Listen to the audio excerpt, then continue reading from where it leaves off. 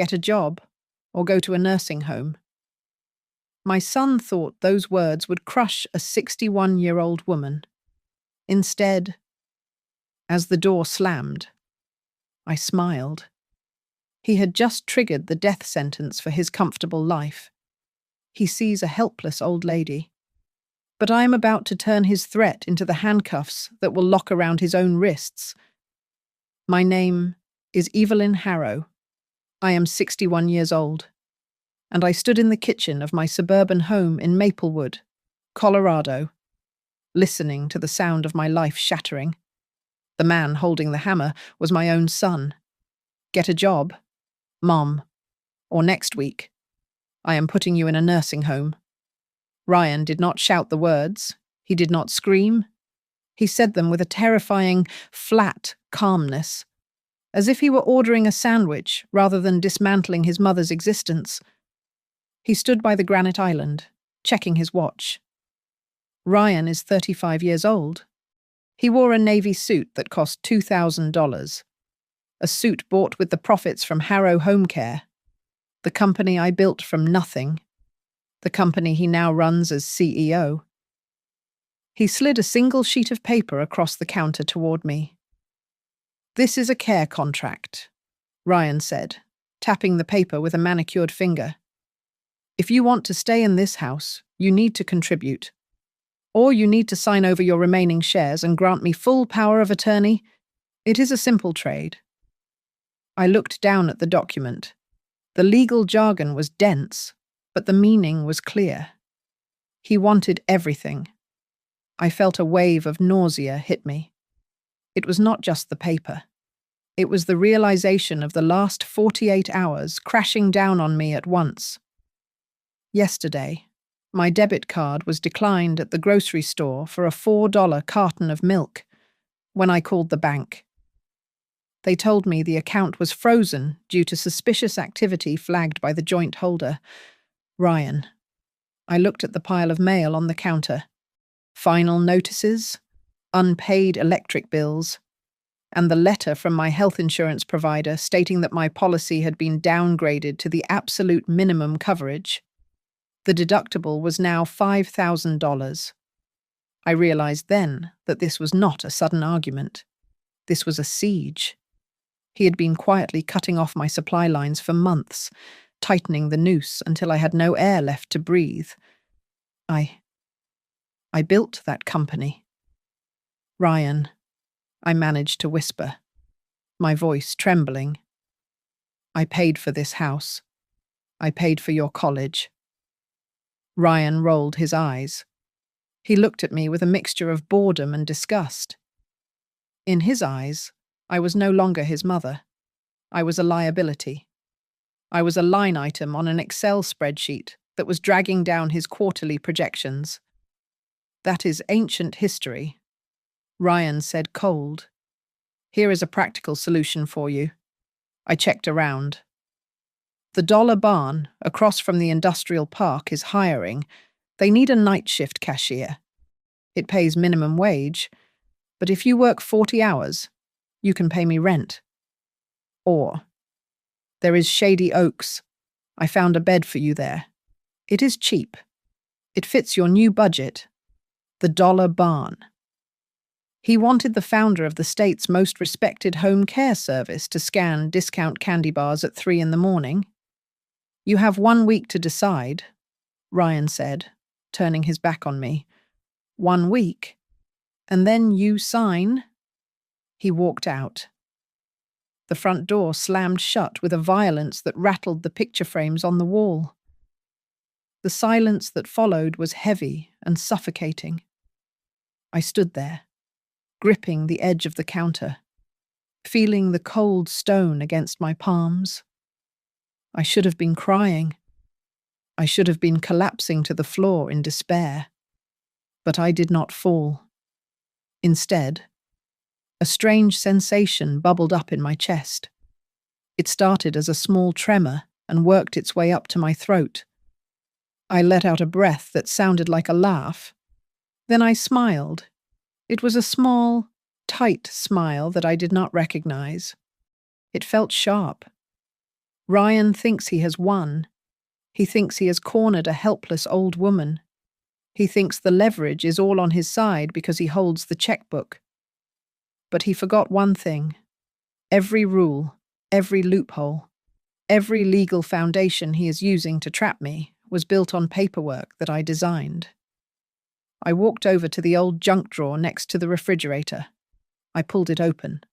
Amidst the tangle of rubber bands, old batteries, and takeout menus, I found it. A small silver key wrapped tightly in blue painter's tape. I held it up to the light. "You just locked yourself up, Ryan," I whispered to the empty room. "You just haven't heard the click yet." I looked down at the key in my palm, and suddenly, the silence of the kitchen was replaced by the phantom roar of a siren. My husband was a firefighter. He died inside a burning warehouse when Ryan was 4 years old, leaving me with a folded flag and a pile of bills that never seemed to shrink. I did not have time to grieve. I had to work. For 12 years, I was a night nurse at the county hospital. I spent my nights changing IV bags for indigent patients and my days sleepwalking through Ryan's childhood. I saw what happened to the elderly who had no money and no family. They were warehoused in facilities that smelled of urine and boiled cabbage, left to stare at cracking ceilings until they expired.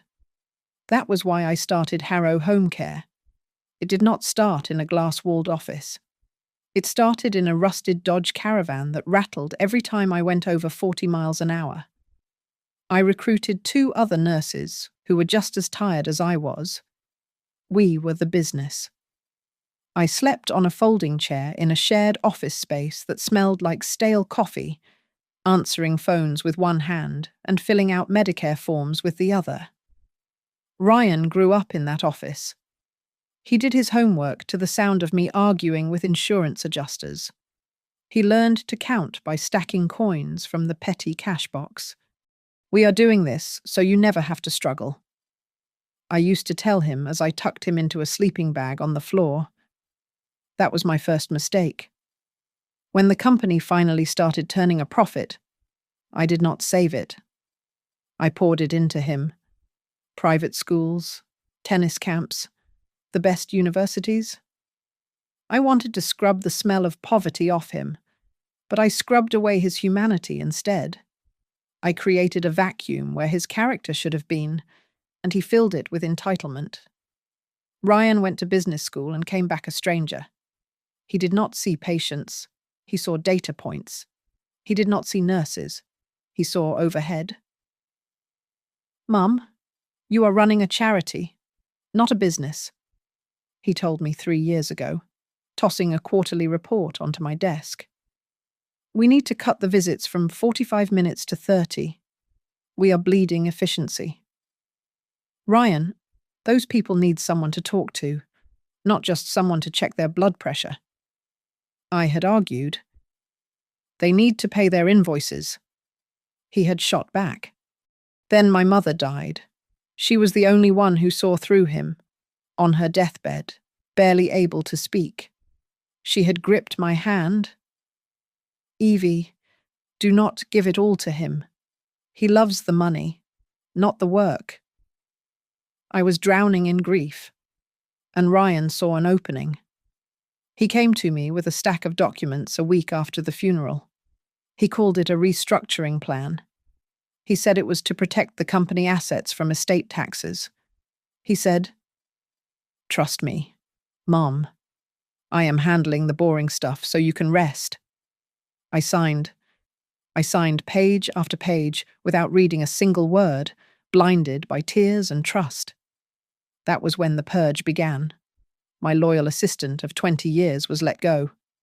Redundant, Ryan called her. Our family lawyer, a man who had helped me incorporate when I had nothing, was replaced by a sleek firm from downtown that charged $600 an hour. I thought back to the last time I visited the headquarters. The building still bore the name Harrow, but inside, I was a ghost.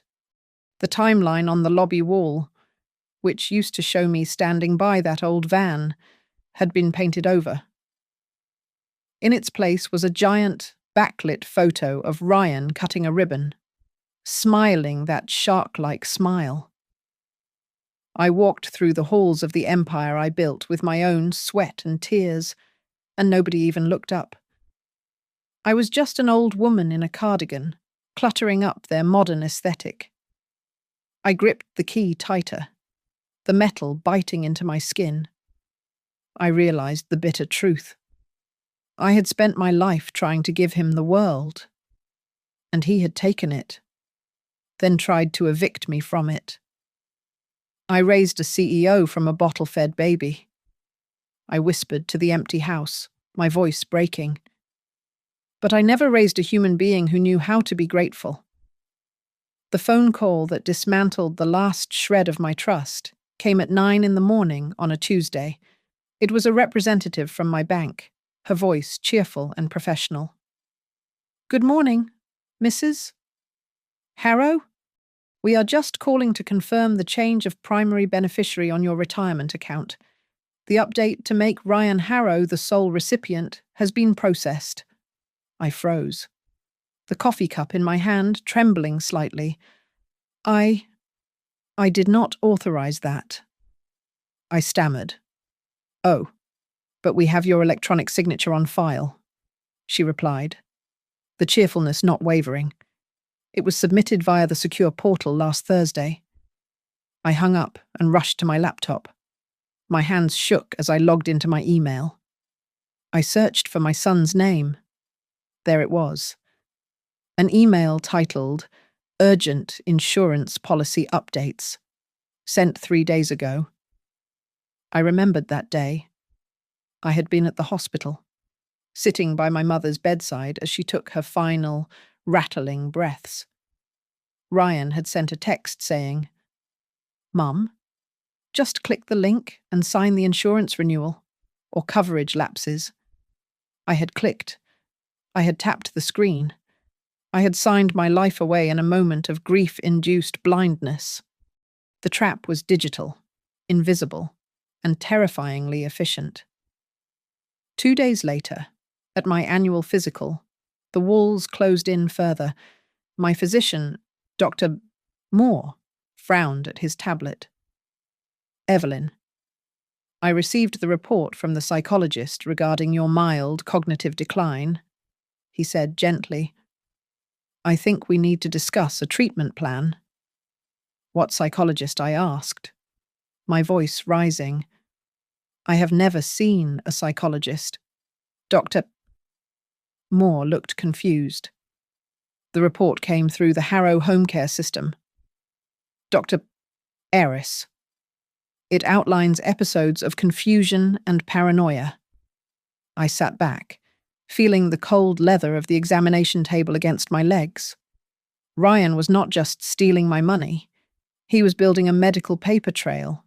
He was constructing a legal narrative that would declare me incompetent.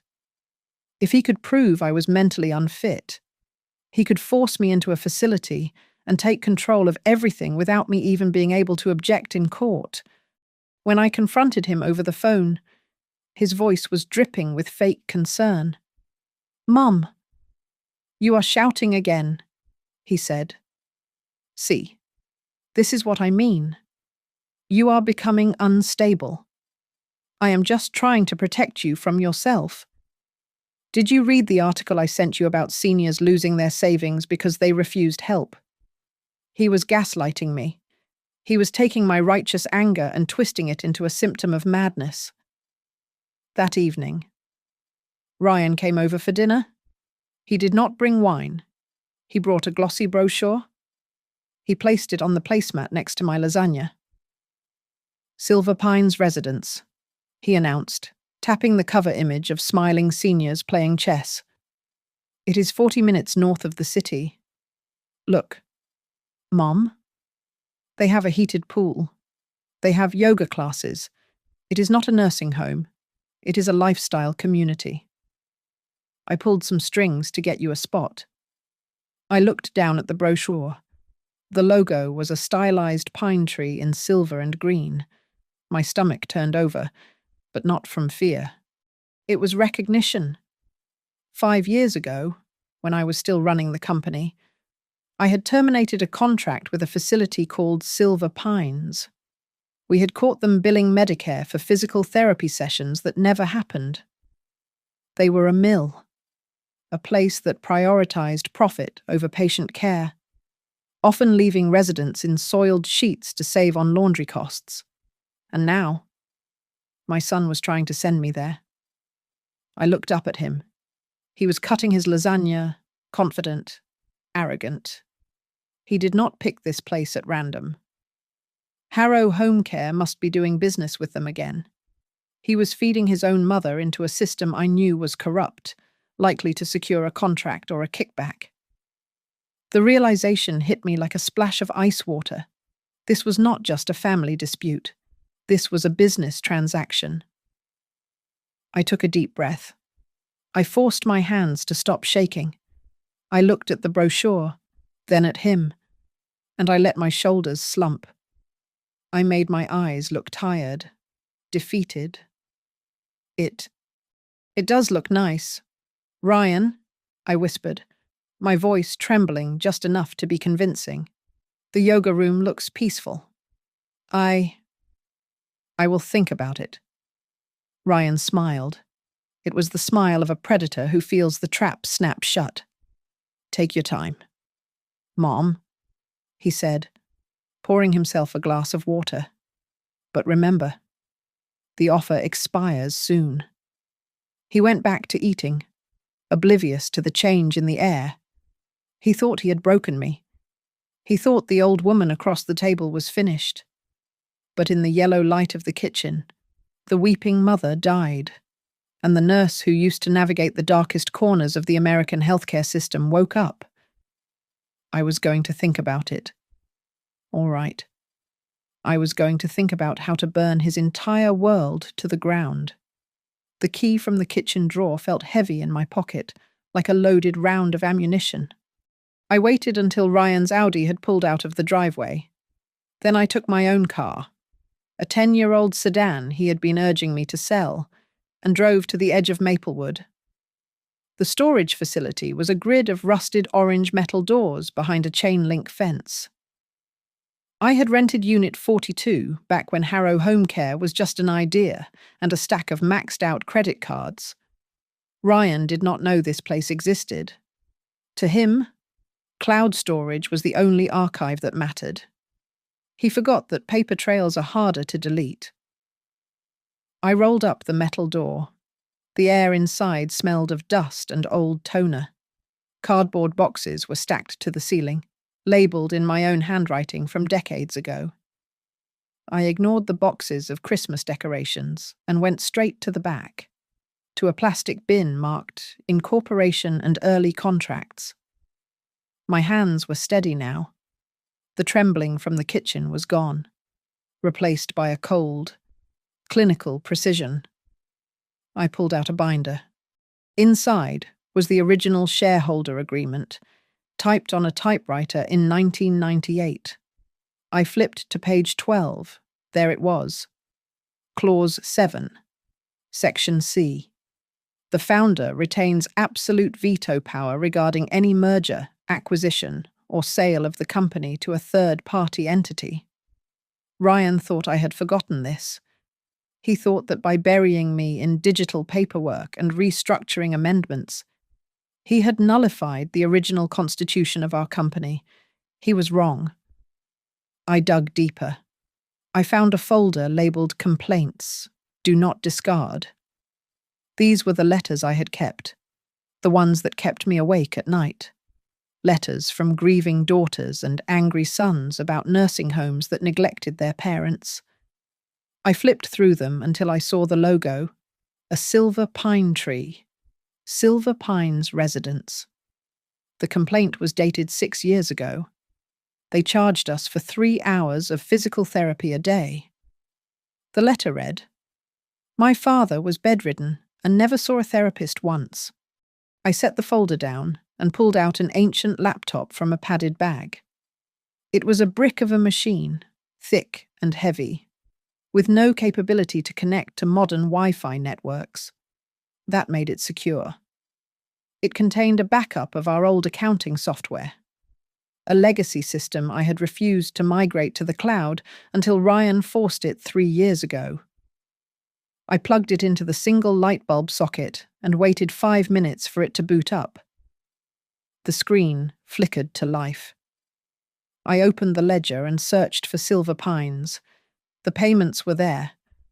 But they were not just for patient referrals.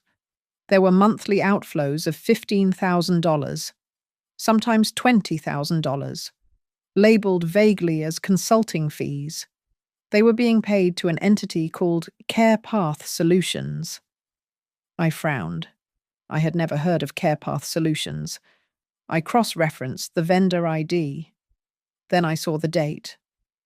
CarePath Solutions was entered into our vendor system on October 12th, 2 years ago. I stopped breathing for a second. October 12th was the exact day Ryan had sat me down in my living room and proposed the financial restructuring of Harrow Home Care. "It is just a shell," I whispered to the dust motes dancing in the light of the screen. I started connecting the dots, and the picture that formed was hideous. CarePath was likely Ryan. He was siphoning money from the very nursing homes he was sending our patients to.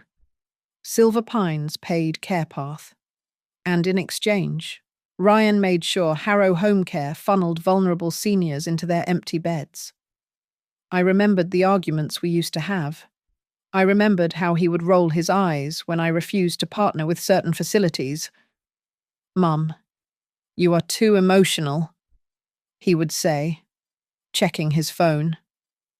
"You do not understand modern business. It is about synergy." Synergy. That was his word for selling my reputation to the highest bidder. He did not just want to put me in a home to get my house or my shares. He needed to put me away because I was the only person left who knew where the bodies were buried. I was the living, breathing reminder of the ethical code he had shredded.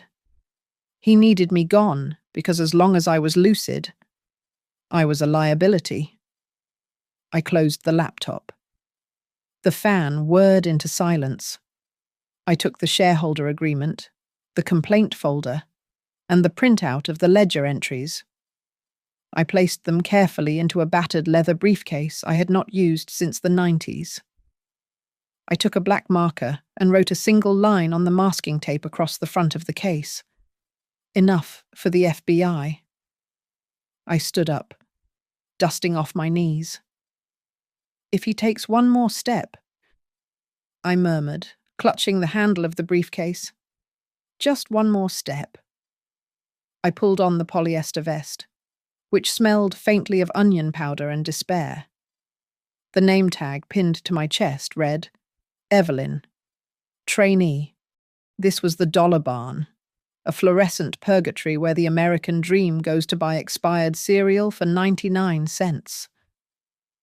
Ryan wanted me to learn a lesson. He wanted to break me. So, I let him think he was winning.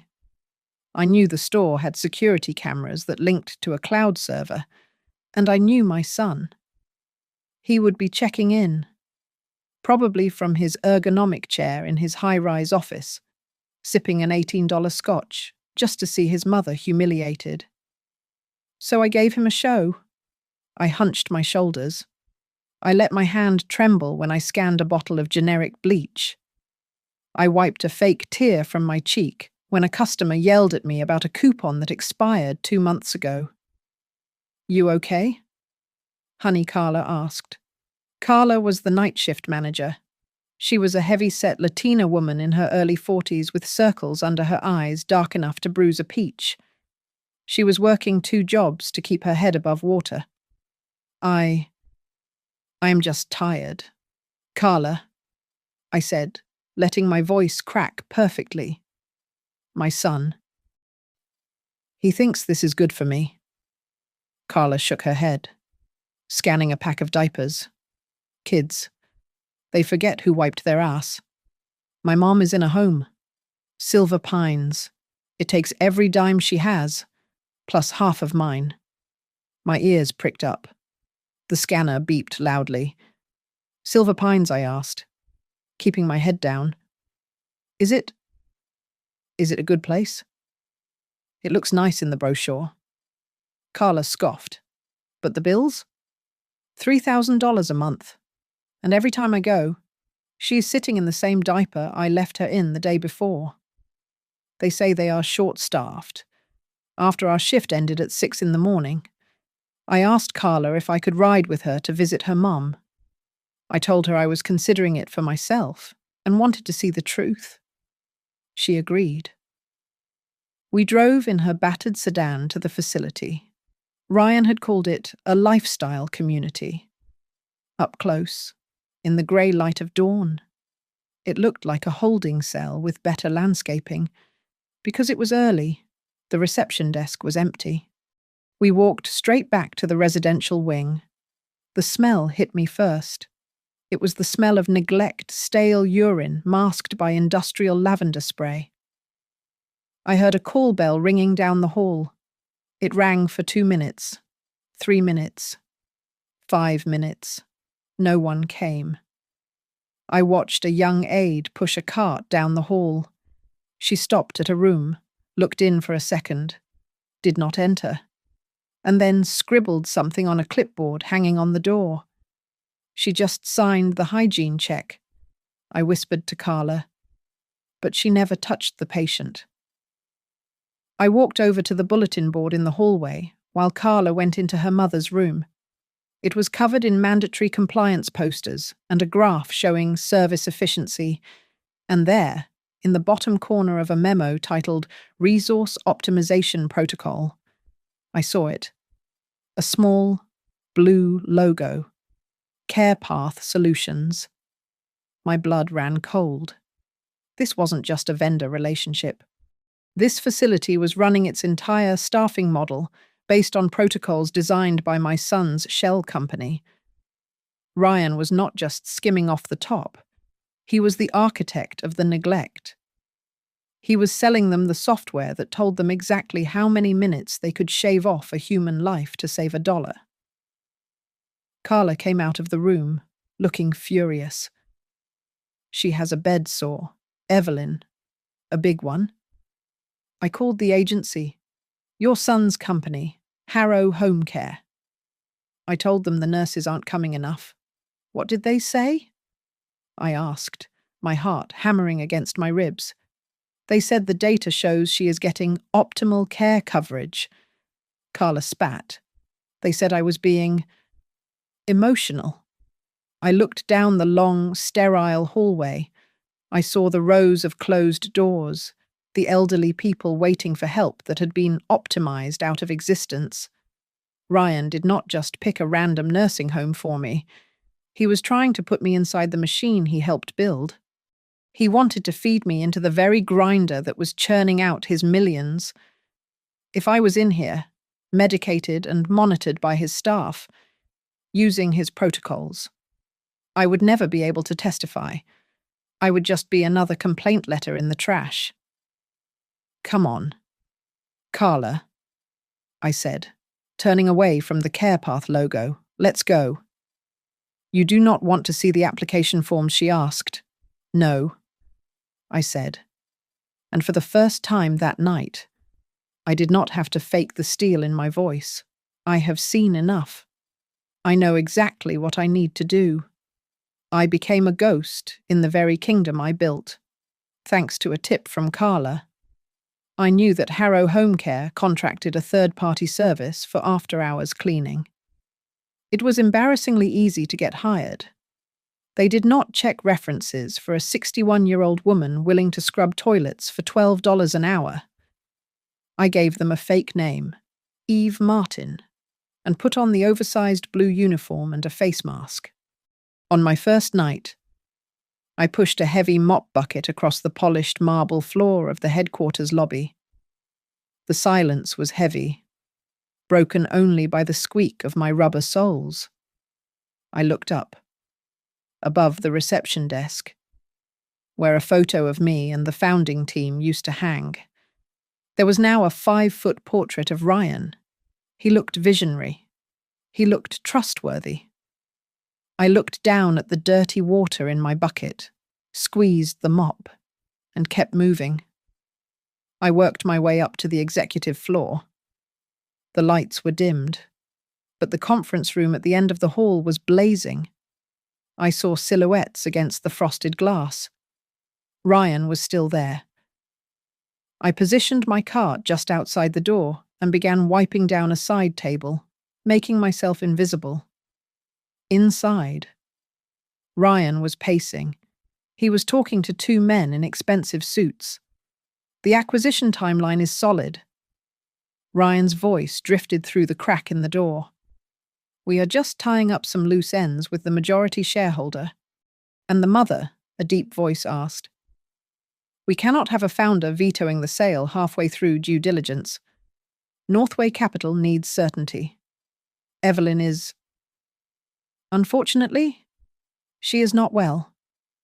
Ryan lied smoothly. Early onset Alzheimer's. It is tragic.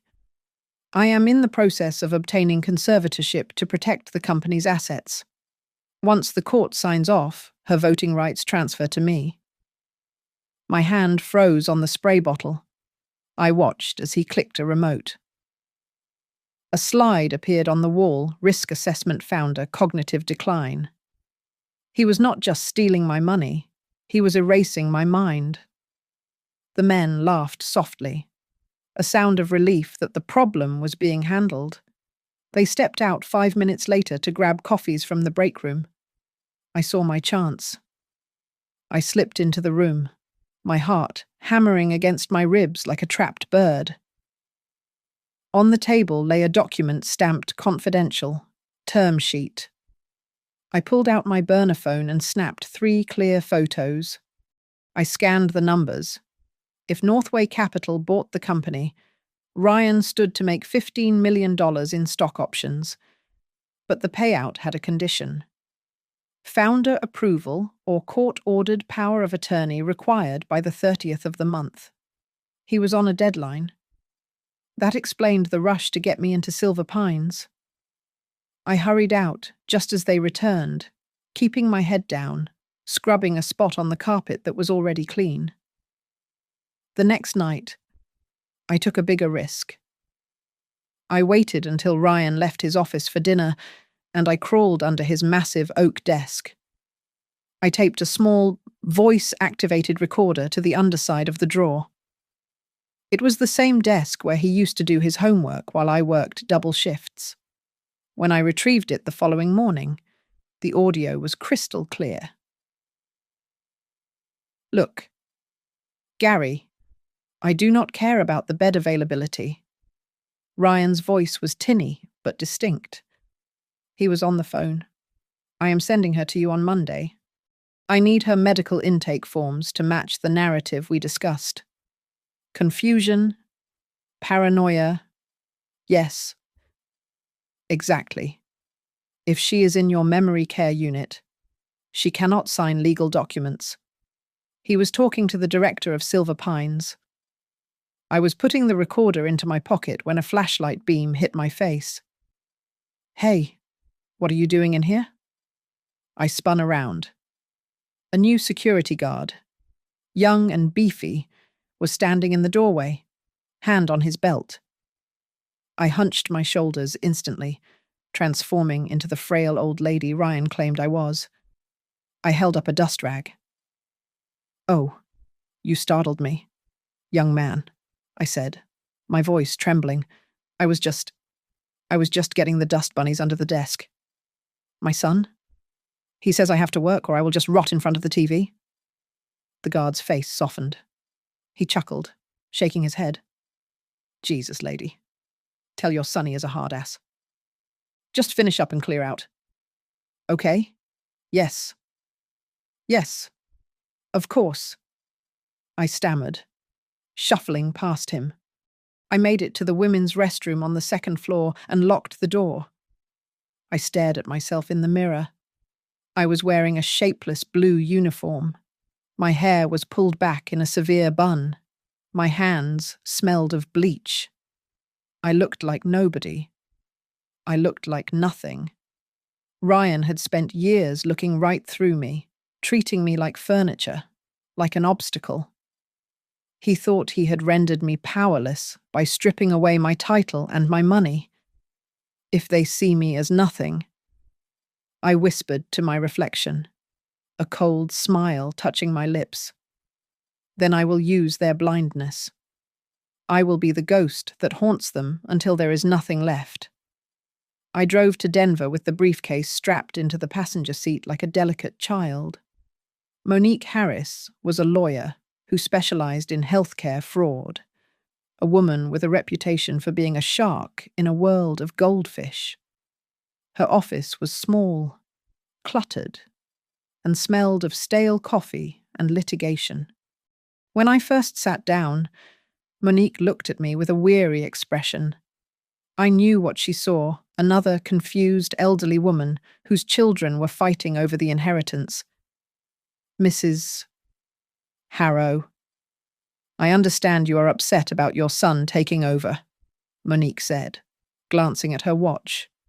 But unless there is clear evidence of elder abuse, these cases are usually civil matters. I did not argue. I simply opened the briefcase. I laid out the spreadsheets I had printed from the legacy server. I placed the photos of the term sheet next to them. Then, I pointed to a column of numbers. Look at the CPT codes. Ms. Harris, I said, my voice steady. They are billing Medicare for code 97110 therapeutic exercises for patients who have been bedridden for years. And here, they are unbundling services to maximize reimbursement rates. That is not a family dispute. That is a federal crime. Monique stopped. She picked up the papers, her eyes narrowing. As she flipped through the pages, her posture changed. She sat up straighter. She was no longer looking at a grandmother. She was looking at a founder who knew her business down to the cent. This is a systemic pattern, Monique murmured. If we file a qui tam lawsuit under the False Claims Act, the government could intervene. Harrow Home Care and Silver Pines could be liable for 3 times the damages. Mrs. Harrow, we are talking about millions in fines. I do not just want the money, I said. Ryan is convening a family meeting tomorrow. He plans to force me to sign a final power of attorney so he can sell the company to Northway Capital. He thinks he is putting me out to pasture. I want to turn that meeting into a public execution of his reputation. Monique nodded slowly. We can do that. But we need one more thing. The smoking gun. If we want to make this criminal, not just financial, we need to prove he orchestrated the medical fraud against you personally. We need to prove he faked your diagnosis. I knew exactly where to go. Dr. Bowen had been our family physician for 20 years. He was a good man, the kind who still made house calls when my husband was alive. I walked into his clinic an hour later. He looked surprised to see me. Evelyn, I thought you had transferred to that specialist your son recommended, Dr. Bowen said, ushering me into his office. Dr. Harris, I received a request to transfer your records 3 months ago. I never saw a Dr. Harris, Jim, I said. I pulled out the copy of the cognitive assessment Ryan had filed with the court, the one I had photographed in the conference room. And I definitely did not authorize this report. Dr. Bowen put on his reading glasses. He scanned the document. His face went red. This says I consulted on the diagnosis, he said, his voice rising in anger. It says I concurred with the finding of advanced dementia. Evelyn, I haven't seen you since your flu shot last year. You were sharp as a tack. He flipped to the last page. He stared at the signature at the bottom. It was his signature, but it was slightly pixelated. "That is a scan," Dr. Bowen said, slamming the paper down on his desk. He lifted my signature from an old prescription or a referral form. "This is forgery. Ryan.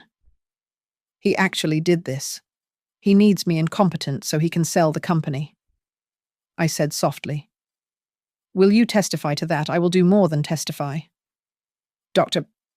Bowen said, pulling out his laptop. "I am printing your full, true medical history right now. And I am writing a sworn affidavit that I never signed this garbage. Nobody uses my name to lock away a sane woman." That night, I sat alone in the storage unit.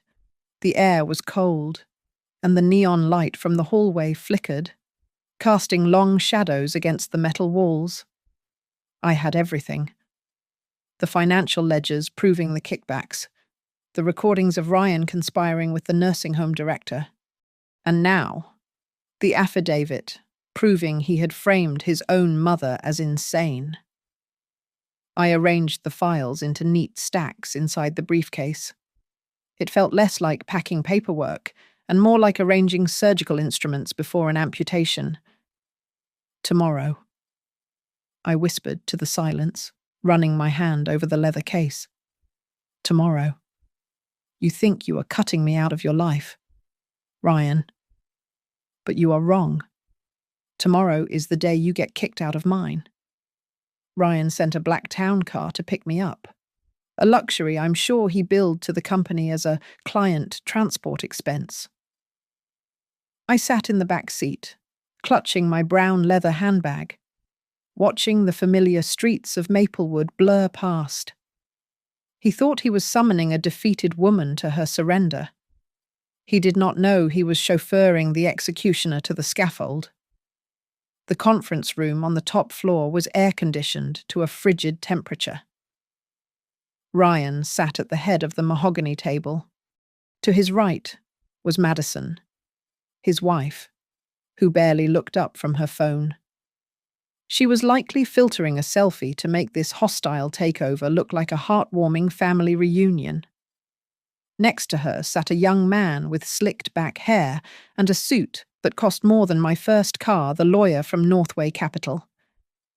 And across from them sat a man I had never seen before, balding, wearing wire-rimmed glasses, clutching a thick folder.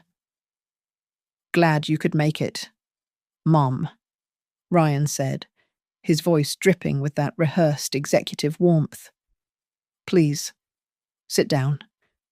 We just want to go over some things to make sure you are taken care of." I sat. I kept my head lowered, staring at my hands, which I allowed to tremble just enough to sell the performance. Ryan dimmed the lights. A projector hummed to life.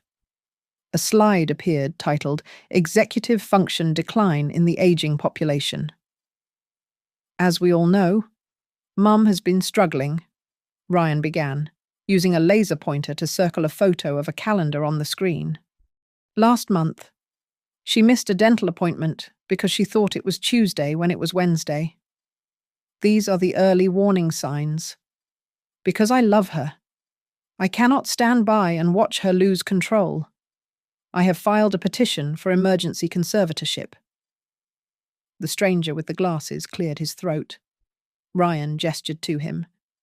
"This is Dr. Aris," Ryan said. "He has been reviewing Mum's case file." "Mrs. Harrow," Dr. Aris said, opening his folder. "Based on my clinical evaluation, your paranoia regarding your son's financial management is a classic symptom of dementia. You believe you are being persecuted. It is my professional recommendation that your access to all banking instruments be restricted immediately to prevent you from harming yourself financially." The room was silent. I could feel the eyes of the Northway lawyer boring into me, assessing the liability. Ryan slid a thick document across the table. The final power of attorney. "It is for the best, Mom," Ryan said softly, pushing a heavy Mont Blanc pen toward my shaking hand. Just sign it. Then you can rest. No more bills, no more stress. Just peace. I looked at the pen. Then I looked at the paper. I took a deep breath, and the trembling in my hands stopped instantly. I sat up straight, my spine hitting the back of the leather chair. I turned my gaze to Dr. Eris. Dr. Eris, I said. My voice was not the whisper of a confused old woman. It was clear, sharp, and cold.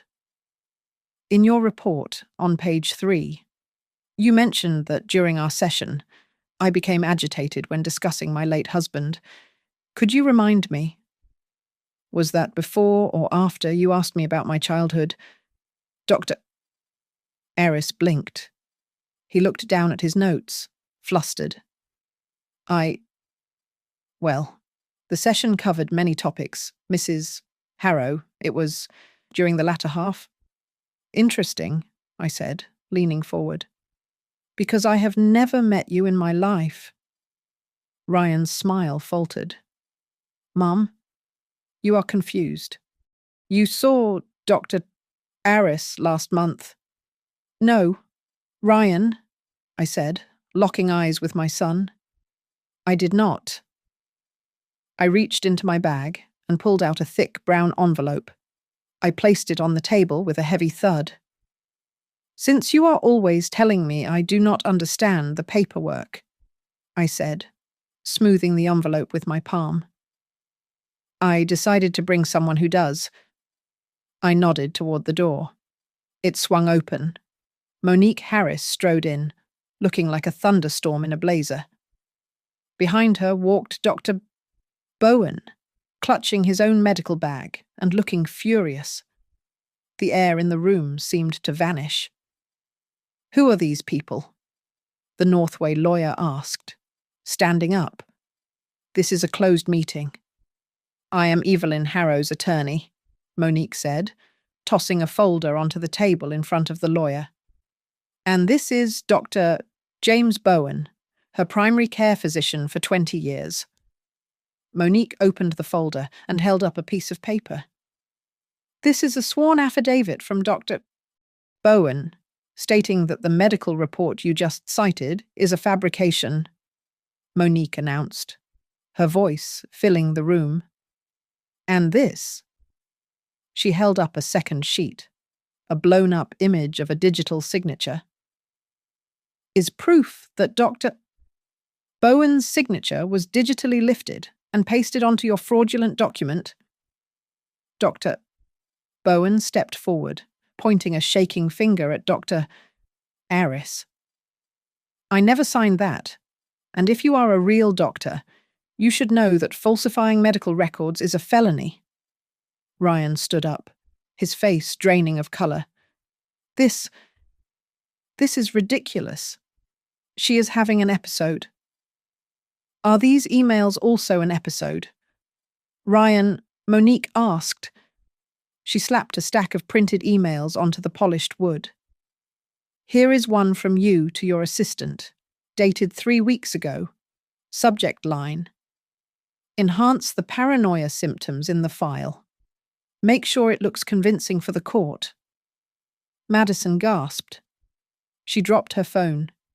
It clattered loudly on the table, the screen cracking. The lawyer from Northway Capital looked at the emails, then at Ryan, and took a decisive step back, putting distance between himself and his client. Ryan looked around the room. He looked at the lawyer, at his wife, and finally at me. For the first time in his life, the arrogance was gone. He looked small. Mom. His voice cracked, a sound of pure disbelief. Mom, what have you done? I did not answer Ryan immediately. I looked at him, really looked at him, seeing the sweat beading on his upper lip. Then I turned my chair slightly to face the room. When I started Harrow Home Care, I said, my voice low but carrying to every corner of the room, I did not have a boardroom. I had a minivan. I started this company because I saw humans being treated like inventory. I promised myself that no one under my care would ever be just a bed number to be filled. I shifted my gaze to the young lawyer from Northway Capital. He was already packing his pen away, his eyes darting between me and the documents on the table. "Tell me, sir," I asked pleasantly, "if your fund purchases a company that is currently under active investigation for Medicare fraud, do you think your investors will be happy? Or will they ask why you did not do your due diligence?" The lawyer went pale. "Investigation?" He choked out. Monique stepped forward. She placed a thick document on the table. It was stamped with the seal of the Department of Justice. "This is a copy of the QI-TAM complaint Mrs. Harrow filed this morning," Monique stated. "It details a kickback scheme between Harrow Home Care, Silver Pines Residents, and a shell company called CarePath Solutions, a company where Ryan Harrow is the primary shareholder." Ryan slammed his hand on the table. That is standard financial structuring. It is a consulting arm. She is delusional. She does not understand modern business." "Is that so?" Monique asked. She pulled a small digital recorder from her pocket. "Then explain this business strategy." She pressed play. The sound of static filled the room, followed by Ryan's voice, clear and undeniable. "Put her in the memory unit. Gary, if she is in there, medicated, we can manage the narrative. It is easier to handle her signature if she is locked down. Just make the medical records match the story we are telling the court." The silence that followed was absolute. Madison let out a sound that was half gasp, half sob. She looked at Ryan as if he were a monster she had just discovered under her bed. "You," Madison whispered, tears spilling onto her cheeks. You said you were doing this because she was sick. You said, easier to manage her signature. Is that what you plan to do to me when I stop being useful, Madison?" "Baby?" "No. It is out of context." Ryan stammered, reaching for her, but she recoiled as if he were radioactive. I stood up. I walked over to where my son sat. He looked up at me, his eyes wide with panic. "You think I am just some old woman who does not know how to read the fine print," I said, keeping my voice steady. "But you forgot something. Ryan, I have lived my entire life inside the American healthcare system. I know how it breathes. I know how it eats. And I know exactly where the bodies are buried, because I am the one who used to wipe the blood off the floor." I reached into my bag one last time. I pulled out the yellowed, fragile pages of the original shareholder agreement. I dropped it on top of his fancy power of attorney, Clause 7. I said, "I retain absolute veto power over any sale or merger. Until the day I die, not a single share of this company gets sold unless I sign. And Ryan..." I leaned in close, so close I could smell his expensive cologne turning sour on his skin. "I will never sign." The Northway lawyer stood up abruptly. He shoved his laptop into his bag. "Mr. Harrow," he said, his voice ice cold. "Northway Capital is suspending all negotiations effective immediately.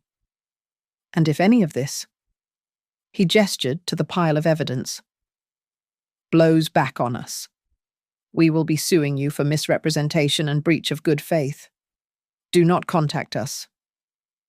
He stormed out. The fake psychologist, Dr.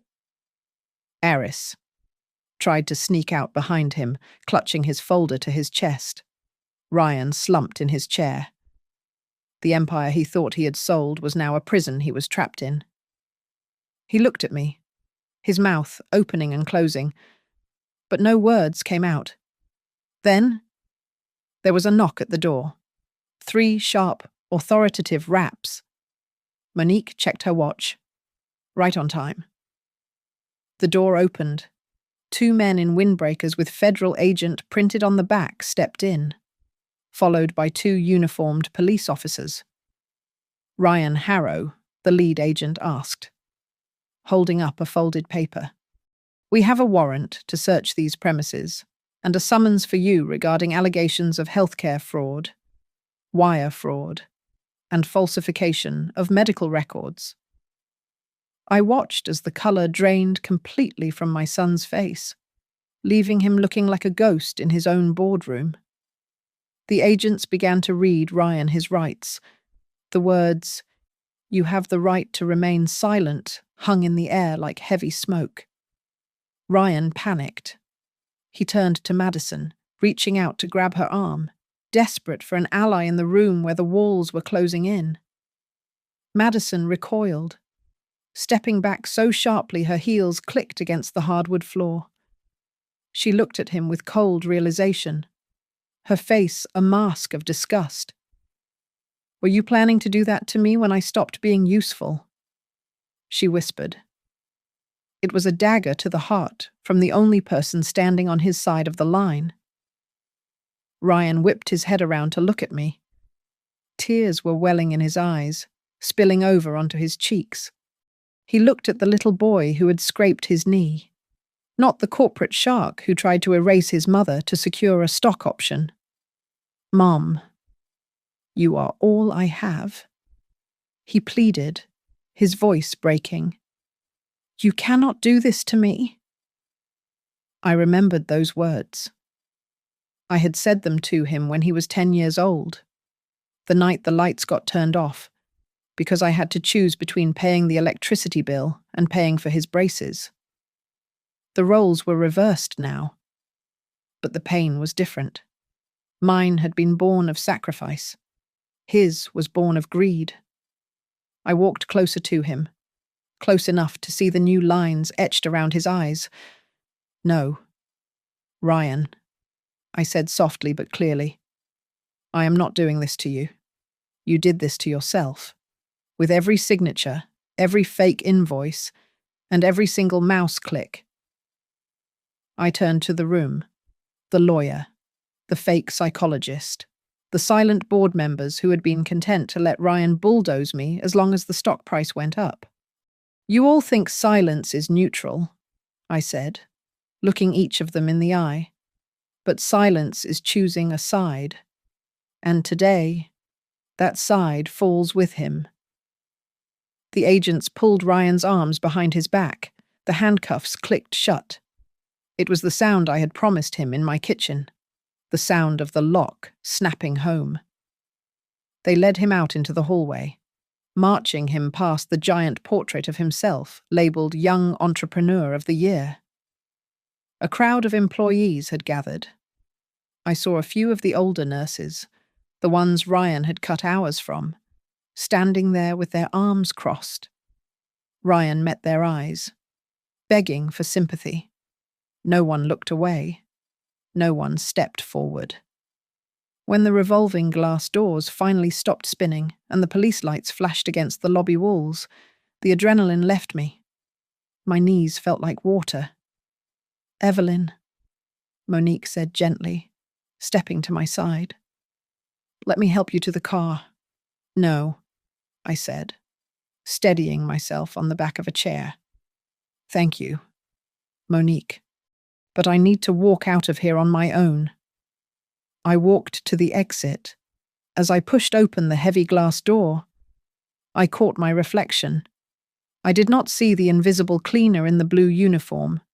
I did not see the tired nurse in scrubs. I saw a 61-year-old woman in a thrift store coat with grey hair, but I was standing straighter than any CEO in the building. My phone buzzed in my pocket.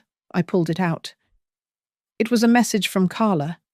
It was a photo of her mother at Silver Pines, sitting up in bed, being tended to by a nurse I did not recognize. Below it was a text. They just announced a federal investigation team is coming to audit everything. I don't think anyone is sleeping tonight except us old ladies. I laughed. It was a real laugh, deep and full, bubbling up from a place I thought had gone dry. I stepped out into the parking lot. The wind was cold, but it felt clean. On the asphalt near my foot, I saw a glossy piece of paper. It was a brochure for Silver Pines residents, likely dropped by the fleeing psychologist. The slogan, "Where your golden years shine," smiled up at me from the pavement. I picked it up. I crumpled it into a tight ball and tossed it into the nearest trash can. You told me to get a job or go to a nursing home. Ryan, I said to the wind, a smile spreading across my face just as I had promised. I chose a different job. I signed the death warrant for your plan. I walked to my car, the smile still lingering on my lips. Finally free. Thank you so much for listening to my story. I would love to know where you guys are tuning in from. So drop your city or country in the comments below. Let's chat and share your thoughts. If you enjoyed seeing justice served, please make sure to subscribe to Grandma's Family Diary, smash that like button, and hit the hype button to help this story reach even more people. See you in the next one.